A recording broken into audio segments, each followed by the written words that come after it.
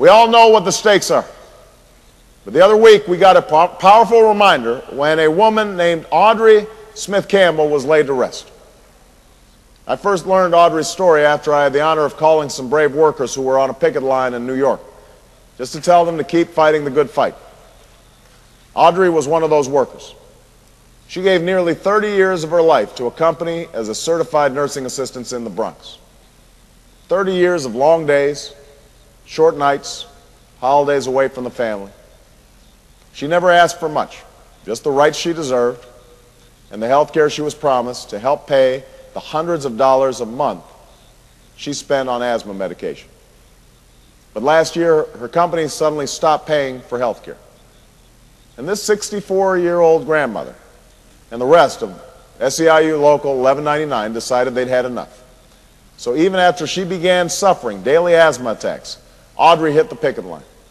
And for 82 straight days, she kept marching, she kept fighting, and she kept standing strong, right up until the day an asthma attack took her life.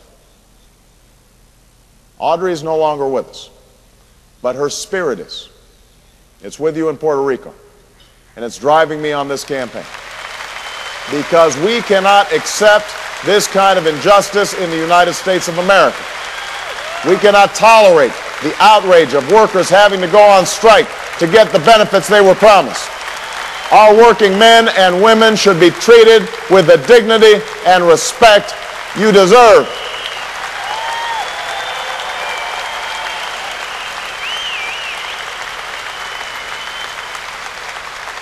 That's what SEIU has always fought for.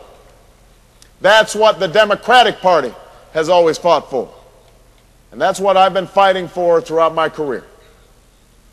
You see, politics didn't lead me to working folks. Working folks led me to politics. I was standing with American workers on the streets of Chicago 20 years ago.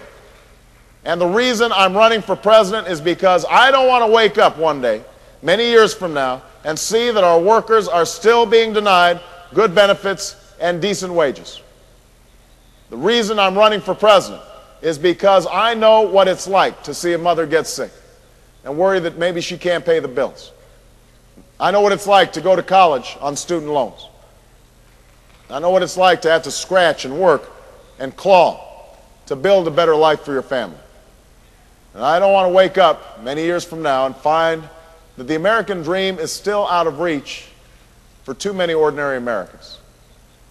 The reason I'm running for president is because I believe that if we can just put an end to the politics of division and distraction, if we can just reclaim the idea that Pauline makes real each day, the idea that led Audrey onto that picket line, that we all have a stake in each other, that we all have mutual obligations to one another. If we can just unite this country around a common purpose, black, white, Hispanic, Asian, Native American, labor and management, Democrat, Republican, and independent, there is no obstacle we cannot overcome. And there's no destiny we cannot fulfill. SEIU, that's the opportunity we have in this election. There's a moment in the life of every generation when that spirit of unity and hopefulness has to come through if we're going to make our mark on history.